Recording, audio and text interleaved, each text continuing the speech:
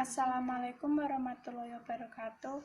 Saya Dian Nurani, kelas 11 MIPA 3. Saya akan menjelaskan ulang tentang materi organ pada tumbuhan serta jaringan pada tumbuhan. Materi yang pertama adalah jaringan pada tumbuhan. Tumbuhan merupakan organisme multiselular yang terdiri atas banyak sel. Sel-sel tumbuhan yang memiliki bentuk, susunan, dan fungsi yang sama akan membentuk suatu jaringan tertentu. Berdasarkan aktivitas pembelahan sel, jaringan tumbuhan dikelompokkan menjadi 1.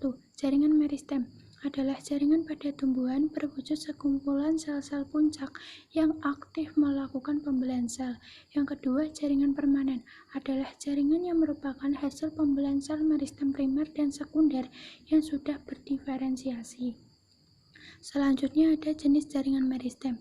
Yang pertama, meristem primer adalah jaringan meristem pada tumbuhan dewasa yang sel-selnya masih aktif membelah. Yang kedua ada meristem sekunder. Meristem sekunder berasal dari sel-sel dewasa yang berubah sifatnya menjadi sel-sel meristematik. Jaringan meristem terdiri dari meristem apikal, meristem interkalar, dan meristem lateral. Selanjutnya juga ada jaringan permanen yang terdiri dari epidermis, parenkim, penyokong, vaskuler, dan sekretori. Yang pertama ada jaringan epidermis. Jaringan epidermis adalah jaringan yang tersusun dari lapisan-lapisan sel yang menutupi organ tumbuhan seperti akar, batang, daun, bunga, buah, dan biji. Jaringan epidermis disebut sebagai jaringan pelindung karena fungsinya melindungi bagian dalam tumbuhan dari segala pengaruh luar yang merugikan. Yang kedua, jaringan parenkim. Jaringan parenkim merupakan jaringan yang berbentuk dari sel-sel hidup dengan struktur yang bervariasi. Jaringan parenkim disebut juga sebagai jaringan dasar. Yang ketiga, jaringan penyokong adalah jaringan yang menunjang bentuk tubuh tumbuhan. Berdasarkan bentuk dan sifatnya, jaringan penyokong dibedakan menjadi dua, yaitu kolenkim dan sklerenkim.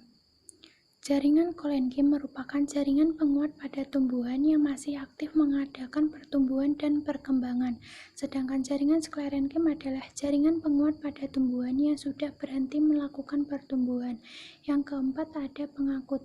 Jaringan pengangkut adalah jaringan yang berfungsi mengangkut air dan garam mineral serta zat makanan hasil fotosintesis. Jaringan pengangkut pada tumbuhan adalah xilem dan floem.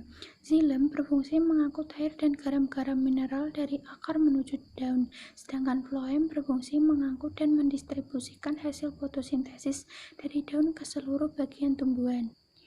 Yang terakhir ada jaringan sekretori. Jaringan sekretori merupakan sekumpulan sel-sel yang berfungsi menghasilkan suatu zat. Pada tumbuhan terdapat beberapa macam jaringan sekretori, antara lain saluran getah seperti pada tumbuhan karet, sel-sel resin pada tumbuhan pinus, dan sel-sel lendir, serta sel penyamak.